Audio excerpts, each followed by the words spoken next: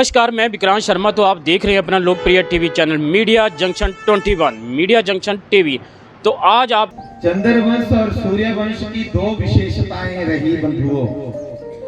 दो वंश हैं, सूर्यवंश और चंद्रवंश। सूर्यवंश के महान प्रतापी राजा हुए दशरथ, उनके आगे हुए राम।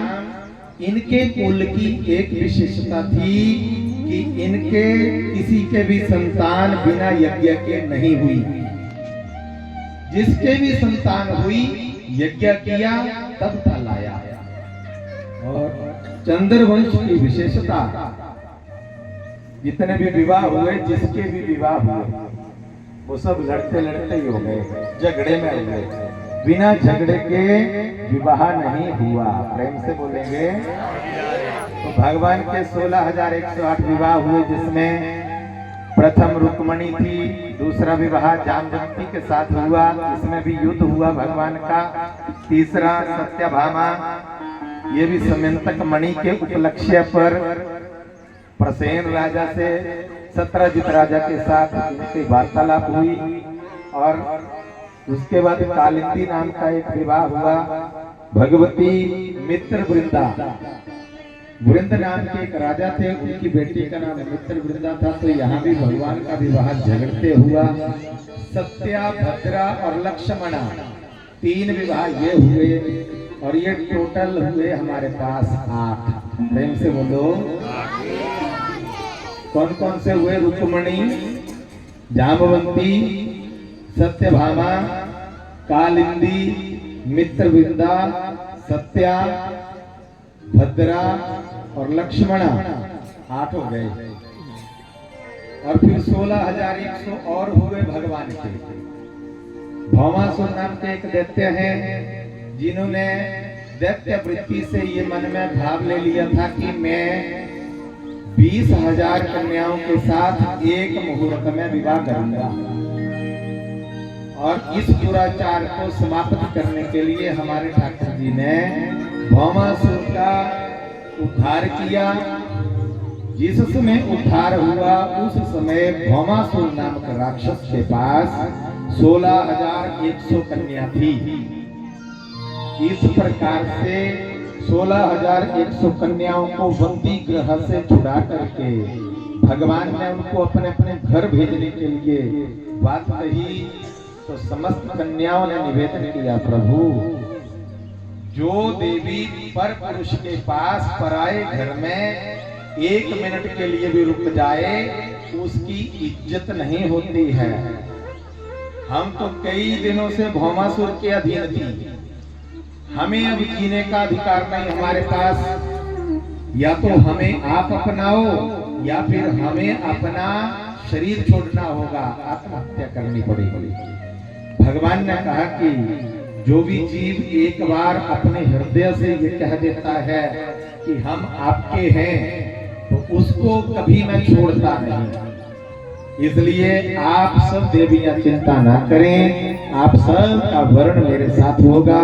और एक ही मुहूर्त में ठाकुर जी ने 16,100 कन्याओं से क्या किया? जोर से बोलो, कितनी पत्नियां थी भगवान की? तो अगर कलयुग में जीव के पास 2 हो जाएंगी तो क्या आपत्ति आने लगी? एक नीचे ली जाती। विचार करना कभी कि ईश्वर के 16,108 विवाह, वो 16,108 में भी प्रसन्न, और हम एक पत्नी से भी परेशान। ये व्याख्या है, अभी आएगी कलयुग की व्याख्या कुछ क्षणों में। तो कहने का भाव, भगवान के विवाह कोई साधारण विवाह नहीं थे, वो बहुत गहन विषय की बात है, आध्यात्मिक ज्ञान है।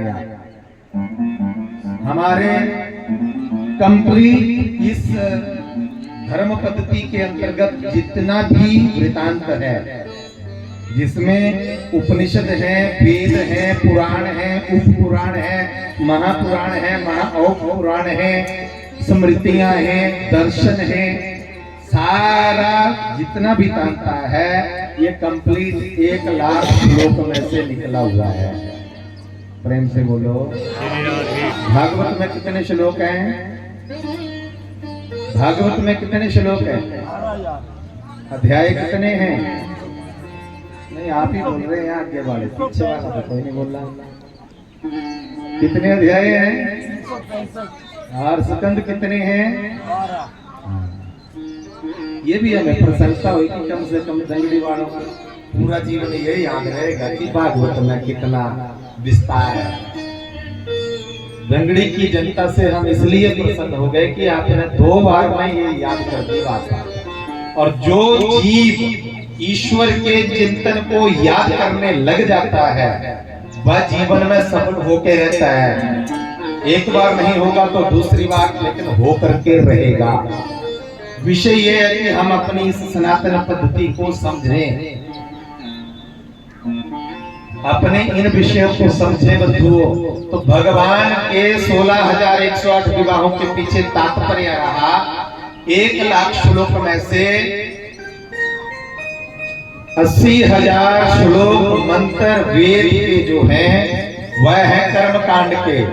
कर्मकांड माने नियम, कैसे जीना चाहिए, कैसे खाना चाहिए, कैसे उठना है, कैसे बैठना है, किससे कितनी बात करनी है और किस तरीके से जिंदगी व्यतीत करनी चाहिए। आज की समस्या सुनो, आज हमारे पास समय का बहुत अभाव है, परंतु आज की जो मूल समस्या है उससे हम जरूर अवगत होंगे।